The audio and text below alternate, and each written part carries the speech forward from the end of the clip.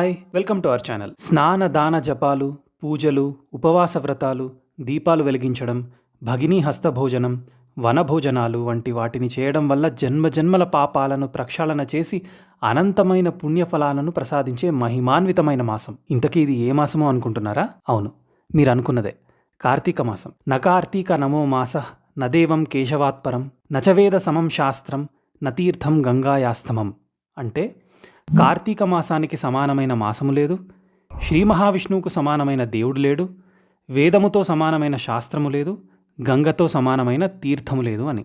ఈ మాసంలో పూర్ణిమ నాడు చంద్రుడు కృత్తికా నక్షత్ర సమీపంలో సంచరిస్తూ ఉండడం వల్ల ఈ మాసానికి కార్తీక మాసం అని పేరు వచ్చింది. శివునికి ప్రీతిపాత్రమైన మాసం కార్తీక మాసం. ప్రతి ఏటా దీపావళి వెళ్లిన మరుసటి రోజు నుంచి అతి పవిత్రమైన కార్తీక మాసం ప్రారంభమవుతుంది. హరిహరాదులకు ప్రీతిపాత్రమైన ఈ మాసంలో పాడ్యమి, చవితి, పౌర్ణమి, చతుర్దశి, ఏకాదశి, ద్వాదశి తిథులలో శివపార్వతుల అనుగ్రహం కోసం మహిళలు పూజలు చేస్తుంటారు. వివిధ ఆలయాలలో రుద్రాభిషేకాలు, రుద్రపూజ, లక్ష బిల్వదళాలతో పూజలు, అమ్మవారికి లక్ష కుంకుమార్చనలు విశేషంగా జరుపుతూ ఉంటారు. అలా విశేషార్చనలు జరిపే భక్తులకు సదాశివుడు ప్రసన్నుడై కొంగు బంగారంలా సంతోషం కలిగిస్తాడు. కాబట్టి ఆ స్వామికి అశుతోషుడు అనే బిరుదు వచ్చింది. కార్తీక మాసం వచ్చింది అంటే ఆ నెల రోజులు పండగ దినాలే. అందులోనూ కార్తీక మాసం ఈశ్వరారాధనకు చాలా ముఖ్యమైనది. ప్రతి ఈశ్వరాలయంలో రుద్రనమకం మంత్రభాగం మారుమోగిపోతూ ప్రతిధ్వనిస్తూ ఉంటుంది. ఈ కార్తీక మాసం మహత్యం గురించి పూర్వం నైమిషారణ్య ఆశ్రమంలో శౌనకాది మహామునులందరికీ సూతమహాముని ఎన్నో విష్ణుభక్తుల చరిత్రలు, విష్ణు మహిమలను వివరించే సమయంలో, ఓ సూతముని శ్రేష్ఠ, కలియుగంలో ప్రజలు సంసార సాగరమున మునిగి అరిషడ్వర్గాలకు దాసులై సుఖంగా మోక్షమార్గం తెలియక ఎన్నో ఈతిబాధలు అనుభవిస్తున్న ఈ మానవులకు ధర్మాలన్నిటిలో ఉత్తమ ధర్మమేది? దేవతలు అందరిలోనూ ముక్తినిచ్చే ఉత్తమ దేవుడెవరు? మానవునికి ఆవరించి ఉన్న ఈ అజ్ఞానాన్ని తొలగించి పుణ్యఫలం ఇచ్చే కార్యం ఏది? ప్రతీక్షణం మృత్యు వల్ల భయంతో ఉన్న ఈ మానవులకు మోక్షము కలిగించు చక్కని ఉపాయము చెప్పమని కోరారు. ఆ ప్రశ్నలు విన్న సూతముని, ఓ మునిపుంగవులారా, క్షణికమైన సుఖభోగాల కోసం పరుగులు పెడుతూ మందబుద్ధులవుతున్న మానవులకు ఈ కార్తీక మాస వ్రతము ఎంతో మంచిది. హరిహరాదులకు అత్యంత ప్రీతికరమైంది. దీనిని ఆచరించటం వల్ల సకల పాపాలు తొలగి మరుజన్మ లేక మోక్షం పొందగలరు. పుణ్యాత్ములకు మాత్రమే ఈ కార్తీక మాస వ్రతమాచరించాలని కోరికను కలుగజేస్తాడు ఆ పరమాత్మ. దుష్టులకు, దుర్మార్గులకు వారి కర్మలు అనుభవించే వరకు ఈ వ్రతం ఆచరించలేరు. ఈ మాసంలో వచ్చే సోమవారాలు, చవితి, ఏకాదశి, ద్వాదశి, పౌర్ణమి అత్యంత పుణ్యప్రదమైనవి. నెల అంతా సాధ్యపడని భక్తులు కనీసం ఆయా రోజులలో పవిత్ర పుణ్యనదీ స్నానం ఆచరించి ఉపవాస దీక్షలు చేస్తూ మహాన్యాసపూర్వక మహారుద్రాభిషేకాలు, లక్ష బిల్వార్చనలు, లక్ష కుంకుమార్చనలు, లలిత విష్ణు సహస్రనామ పారాయణాలు, ప్రతినిత్యం ఉభయ సంధ్యలలో దీపారాధన చేసేవారికి విశేష పుణ్యఫలం లభిస్తుంది. ఈ కార్తీక మాసం 30 రోజులు ఆచరించిన వారికి అనంతకోటి పుణ్యఫలం లభిస్తుందని చెప్పబడింది.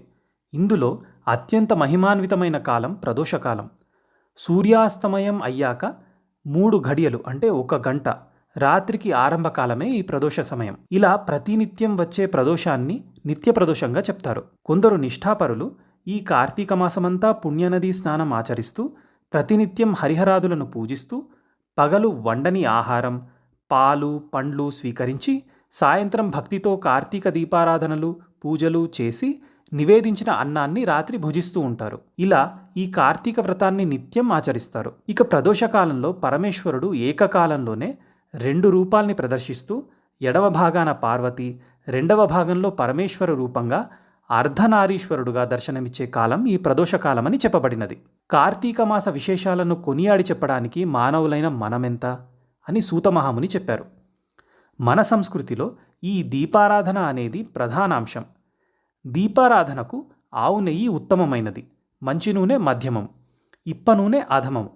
దీపాలు వెలిగించటంతో ఎంతో శుభప్రదమైనని, సంఖ్యను బట్టి వివిధ ఫలాలు అందిస్తుందని కార్తీక మాసంలో దీపారాధన పూజామందిరంలో, దేవాలయాలలో, గృహ ప్రాంగణాలలో, తులసి బృందావనంలో, మారేడు, రావి, ఉసిరి వంటి దేవతా వృక్షాల దగ్గర, పుణ్యనదీ తీరాలలో వెలిగించటం అత్యంత పుణ్యప్రదం. అలాంటి మహిమాన్వితమైన ఈ కార్తీక మాసంలో ముఖ్యంగా చేయకూడనివి ఉల్లిపాయ మరియు వెల్లుల్లి తినడం చేయకూడదు.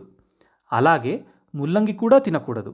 ఇంకా ఉసిరికాయ కూడా తినరాదు. ఉసిరి కొమ్మని విరవడం కానీ తుంచటం కానీ చెయ్యరాదు. తులసి కొమ్మని కూడా విరవరాదు. పగటి నిద్ర పనికిరాదు. అన్నిటికన్నా ముఖ్యంగా బ్రహ్మచర్యం పాటించాలి. మరియు మద్య మాంసాల జోలికి వెళ్ళరాదు. ఈ నియమనిష్ఠులతో హరిహరాదులను అనునిత్యం ఆరాధిస్తూ కార్తీక పురాణ పఠనం చేస్తే అనంతకోటి పుణ్యఫలం లభిస్తుందని, స్వర్గసుఖాలు అనుభవించటమే కాకుండా జన్మాంతరంలో జన్మరాహిత్యాన్ని పొందగలరని ఈ కార్తీక మాస వ్రత మహాత్యాన్ని గురించి సూతమహాముని వివరించాడు. కావున మీరందరూ కూడా నియమనిష్టలతో ఈ వ్రతాన్ని చేసి కార్తీక మాస వ్రత ఫలాన్ని పొందగలరు. సర్వేజన సుఖినో భవంతు. ఈ వీడియో మీకు నచ్చినట్లయితే సబ్స్క్రైబ్ చేసి షేర్ చేయండి.